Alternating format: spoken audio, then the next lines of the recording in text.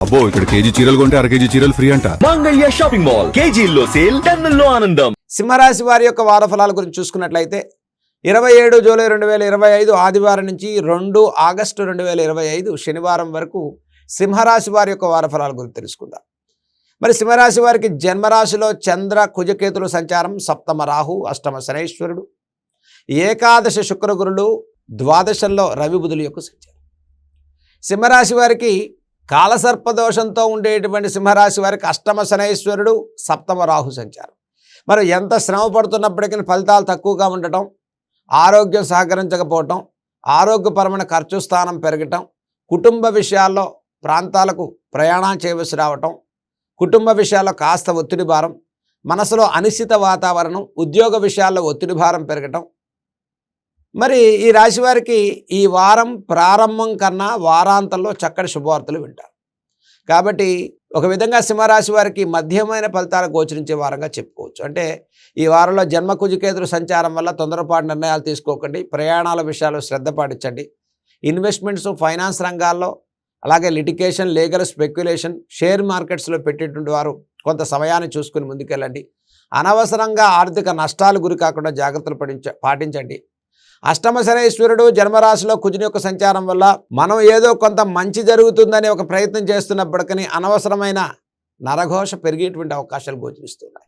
ద్వాదశ రవి బుధుల సంచారం వల్ల మనం ఎంత ఆత్మవిశ్వాసంతో ముందుకెళ్తున్నప్పటికీ కూడా మన పనులు కొంత ఆలస్యం అవుతూ ఉండటం, అష్టమ శనైశ్వరుని ప్రభావం.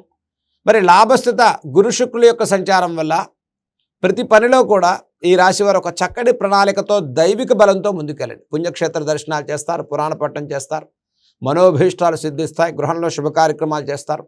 ముఖ్యంగా వివాహాది ప్రయత్నాలు లాభించేటువంటి వారంగా చెప్పుకోవచ్చు. జీవితంలో ఉన్నత కార్యాచరణ కోసం మీరు చేసే ప్రతి ప్రయత్నంలో విశేష ఫలితాలు పొందుతారు. ఇక వ్యాపారపరమైన విషయాల్లో సానుకూల పరిస్థితులు ఉంటాయి. ఆశించిన మేరకు మీ కష్టానికి, మీ శ్రమకు మంచి ఫలితాలు లాభించేటువంటి వారంగా సింహరాశి వారికి మనం చెప్పుకోవచ్చు.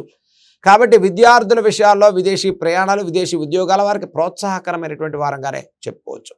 ఇక సింహరాశి వారికి ఈ వారంలో చేయదగిన పరిహారాల గురించి మనం చూసుకున్నట్టయితే ముఖ్యంగా ప్రతిరోజు కూడా ఆంజనేయ స్వామి వారి యొక్క హనుమాన్ చాలీసా స్తోత్రాలు చదువుకోవటం విశేషమైన ఫలితాలు లాభించే ఫలితాలు కలుగుతాయి.